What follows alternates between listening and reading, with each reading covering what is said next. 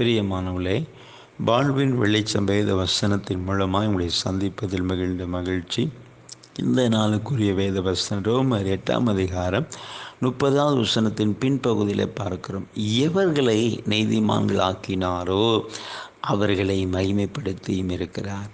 இந்த வசனம் சொல்லுகிறது, அவர்களை மகிமைப்படுத்தியும் இருக்கிறார். பிரியமானவர்களே, ஆண்டவர் உங்களை தெரிந்தெடுத்திருக்கிறார். உங்களுக்கென்று ஒரு வாழ்வை கொடுத்திருக்கிறார், ஒரு தொழிலை கொடுத்திருக்கிறார், நீங்கள் குடியிருக்க ஒரு வீட்டை கொடுத்திருப்பார். இப்படி பல நன்மைகளை உங்களுக்கு கொடுத்து நடத்தி இருக்கிறார். ஆண்டு உங்களை தெரிந்தெடுத்திருக்கிறார்.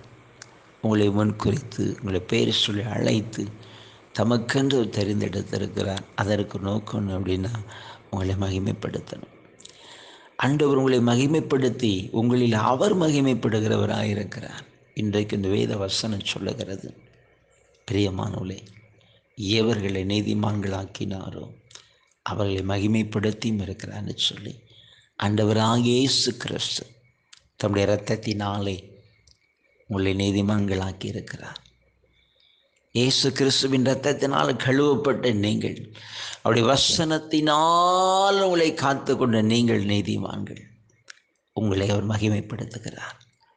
அதற்கென்றே உங்களை தெரிந்தெடுத்திருக்கிறார். நிச்சயமாக வாழ்வில், உங்கள் குடும்ப வாழ்க்கையில், வேலையில், தொழிலில், படிப்பில், எல்லாவற்றிலும் கர்த்தர் உங்களை மகிமைப்படுத்துவார்.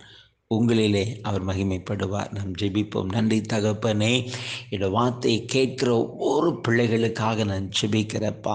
வேதம் சொல்லுகிறது, எவர்களை நீதிமான்களாகி மாற்றினீரோ அவர்களை மகிமைப்படுத்தியும் இருக்கிறேன்னு சொல்லியப்பா. இரத்தத்தினாலும் பிள்ளைகளை ஆண்டவரே சோதரையா நீதிமான்களாகி மாற்றி இருக்கிற தகப்பனையா. ஆமேன். பிள்ளைகளை கர்த்தர் மகிமைப்படுத்துகிறதற்காக சோத்திரம். ஒவ்வொரு வாழ்வின் வல்லமை இறங்கட்டும் அப்பா. வல்லமையுள்ள கரை இறங்கணும் இசையா. பிள்ளைகளை நீர் ஆசீர்வதித்து நடத்தணும். குடும்ப வாழ்வில், வேலையில், தொழிலில், படிப்பில் எல்லாவற்றிலும் கர்த்தருடைய பிள்ளைகளை ஆசீர்வதித்து நடத்துங்க. கிருபை இரக்கம் சூழ்ந்து கொள்ளட்டும். தாழ்த்துகிறோம் மீட்பு நல்ல பிதாவே. ஆமேன், ஆமேன்.